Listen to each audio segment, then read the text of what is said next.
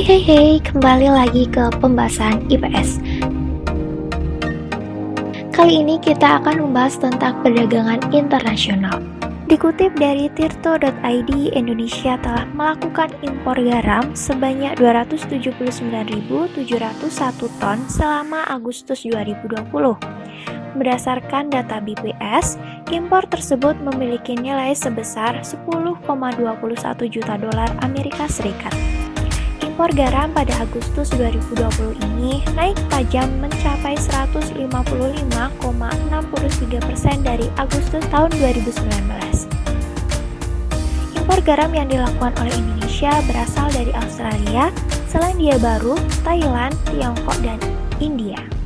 Jadi, pertanyaannya, Indonesia itu kan negara maritim, tapi kenapa sih masih mengimpor garam? Ya, jadi kenapa Indonesia itu masih mengimpor garam dari luar negeri? Yaitu karena masih rendahnya produksi garam nasional kita. Sehingga dicarilah alternatif yang paling mudah, yaitu melakukan impor garam.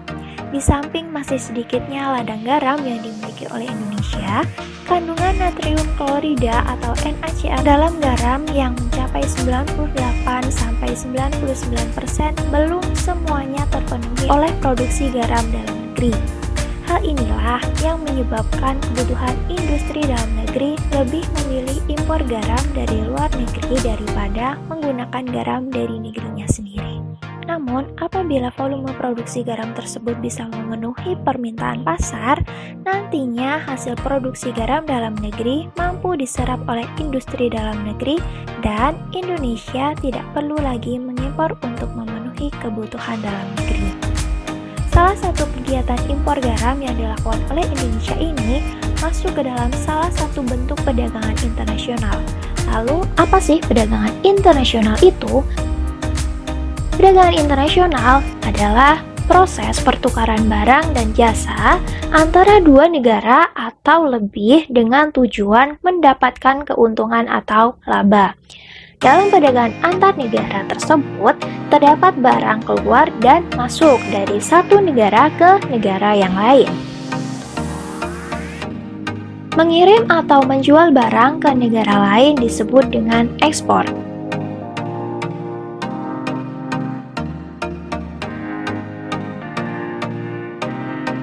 Nah, pelaku dari ekspor disebut dengan eksportir.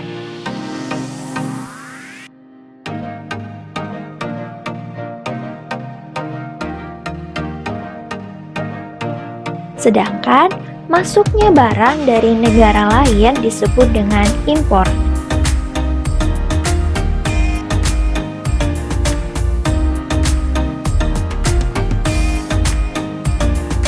Dan pelaku impor disebut dengan importir.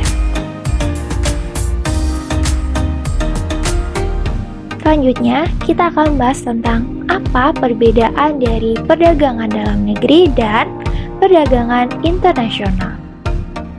Dalam perdagangan dalam negeri, kegiatan dilakukan dalam cakupan suatu negara.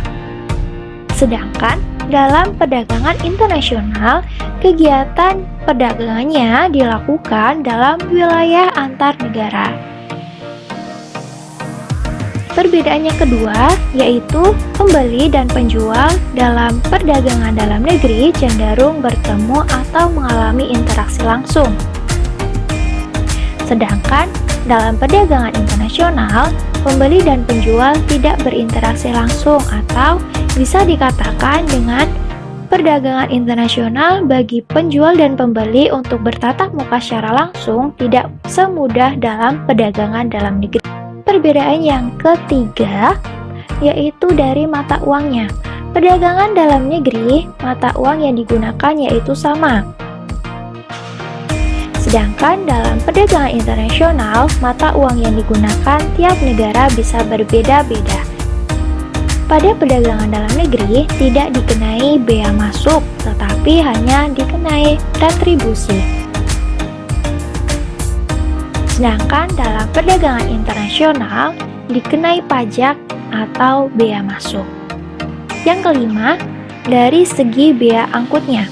Perdagangan dalam negeri bea angkutnya lebih murah karena biasanya hanya melalui kargo darat sehingga biaya angkut atau transportasi lebih murah dan tidak ada pemungutan pajak dalam biaya angkutnya.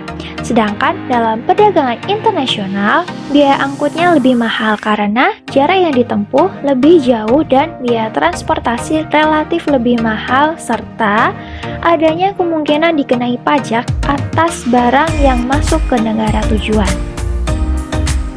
Yang keenam, dalam kualitas barangnya. Pada perdagangan dalam negeri, kualitas barangnya bervariasi. Sedangkan pada kualitas perdagangan internasional, yaitu kualitas barangnya harus mengikuti standar internasional. Dan yang terakhir, yaitu dari segi peraturan yang berlaku. Pada perdagangan dalam negeri, peraturan perundang-undangan yang berlaku yaitu sama atau secara hukum nasional. Sedangkan dalam perdagangan internasional, peraturan perundang-undangan yang berlaku yaitu berbeda tiap masing-masing negara, sehingga peraturan yang digunakan biasanya peraturan hukum internasional. Faktor pendorong terjadinya perdagangan internasional. Yang pertama, yaitu adanya perbedaan sumber daya alam yang dimiliki oleh setiap negara. Sumber daya alam yang dimiliki setiap masing-masing negara tidak sama. Hal ini mengakibatkan perbedaan hasil produksi dari berbagai negara. Misalnya, Arab Saudi tidak mampu menghasilkan sayur mayur, maka mereka mengimpor sayur mayur dari negara yang menghasilkan sayur mayur. Contoh yang kedua, yaitu Indonesia mampu menghasilkan hasil hutan. Oleh karena itu, Indonesia bisa mengekspor hasil hutan ke negara lain. Keunggulan yang dimiliki oleh suatu negara dilihat dari keunggulan sumber daya alamnya disebut dengan keunggulan absolut atau absolute advantage. Yang kedua, yaitu adanya perbedaan tingkat kualitas sumber daya manusia. Suatu negara yang mempunyai sumber daya manusia yang berkualitas tinggi dapat menghasilkan barang dan jasa dengan mutu atau kualitas yang baik. Yang ketiga yaitu perbedaan ilmu pengetahuan dan teknologi.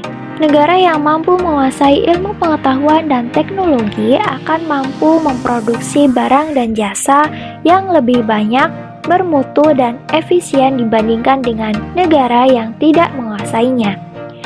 Dengan adanya ilmu pengetahuan dan teknologi dapat menghemat biaya produksi, jumlah barang, dan kualitas barang yang dihasilkan.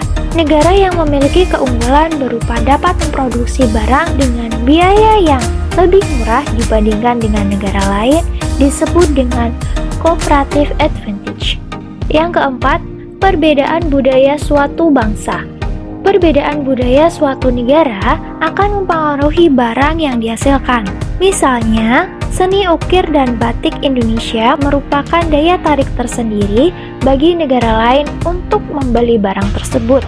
Demikian pula dengan hasil produksi keramik Cina yang menjadi daya tarik tersendiri bagi negara lain.